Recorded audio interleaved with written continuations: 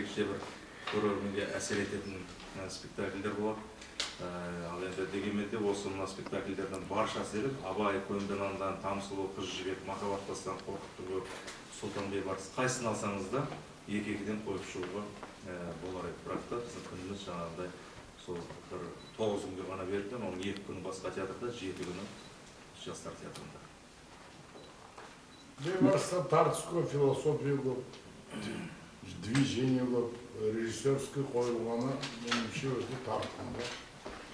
Мен бейбарыс біздің трактовкадағы бейбарыс басқа, ол татардың трактовкасында моңғолдың трактовкасында емес. Өзі қысқа, компактный, керемет. Күліп кіріп, жылап шығады жұртыңыздың бәрі дүр сілкініп. Міне жерді сүю, міне елді сүю.